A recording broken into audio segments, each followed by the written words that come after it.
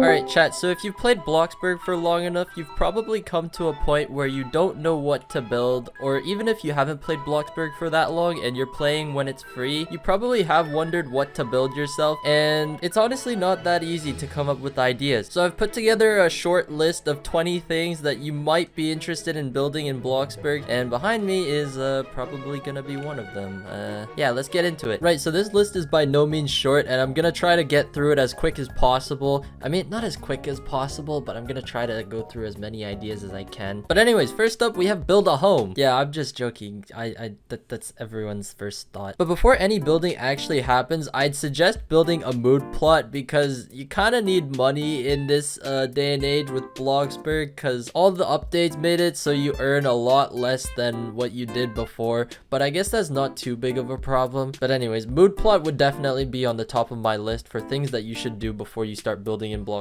It's just really helpful when it comes to boosting your moods and getting the most of your money from working. But once you're done with your mood plot, you can move on to building. And the first thing that probably comes to mind when you think of things to do in Bloxburg is renovating your starter home, because that's the first house you start with. And honestly, it isn't too bad of an idea, but I'd suggest leaving the starter home as it is until you get enough money to actually do something with it. And I've done a lot of starter home renovations in the past. You can take a look at the first starter home renovation that I did on my channel, and you can tell that it absolutely looks nothing like the original starter home, and that, I guess that's the magic of renovating it. But it's not really renovated. I completely rebuilt it from scratch. But it's just a good way to put a twist on the things that are already in game, the things that they give you, and then just seeing what you can do with them. Although this is kind of plain, it honestly turned out really well, and I'm really happy with how I built it for some reason, even though it's so simple. But anyways, starter home renovation is probably one of the first things that you want to do. But if renovating the starter home isn't enough for you, then you can build your own starter home, which I've also done on my channel. Bro, half of this is gonna be just promotion for my channel. But anyways, I'll continue giving you guys ideas. Once you've built your own starter home, you could also build someone else's home, only if they let you do so though. Or you could just sabotage them and delete their entire build, because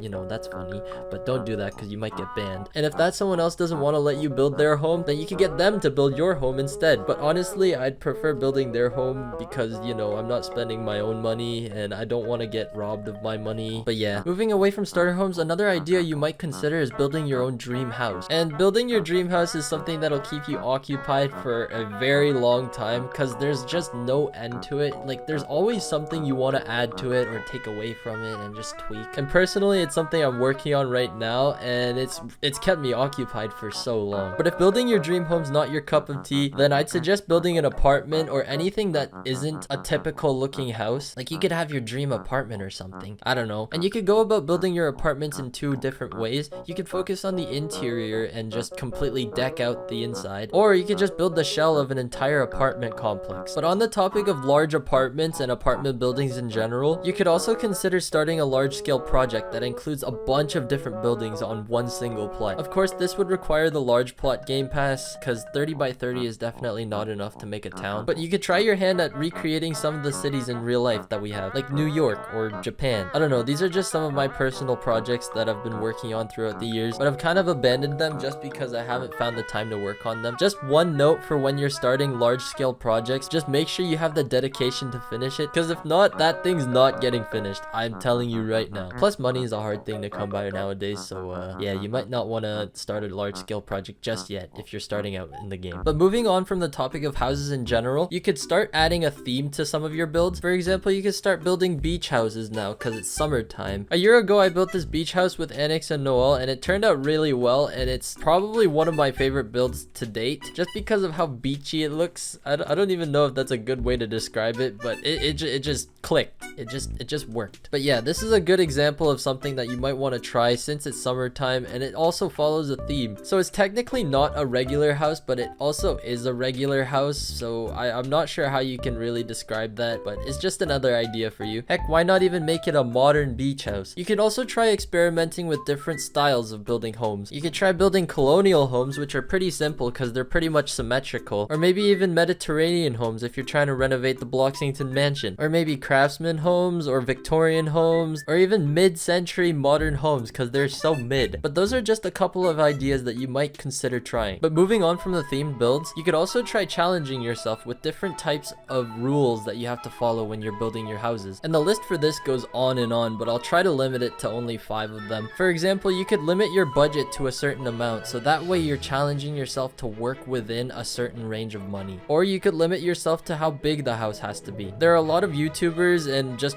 normal builders that challenge themselves to work within 10 by 10 spaces, 5 by 5 spaces, 1 by 1 spaces even. Those are just all the common ones. You could also put yourself on a timer and try building a house within 1 hour, 12 hours, 30 minutes, 5 minutes, or even 1 minute. Or you could even try making a symmetrical house, which is something that I'm trying to build right now, but it's not really working the way it is. But that's the fun of challenges. It makes you use your brain, no matter how small it might be. Or if you really are running out of ideas, then you could probably just go and copy someone else's house from a public server. You know, there's no shame in that. Just claim it for yourself. It's definitely not plagiarism. But anyways, that's not something that I promote, and I would suggest going on either Pinterest, Instagram, YouTube, or even Twitter. You can find a bunch of good Bloxburg builders and take inspiration from them and then use that in your own builds instead. And one of the challenges that you might be able to do is copying a house from Pinterest or copying a house from Google. Another thing you might want to try, and it's actually kind of interesting, is getting a bunch of builders to work on one singular plot and seeing what gets made out of every brain that's collaborating on it. Because sometimes the things that come out aren't the best, but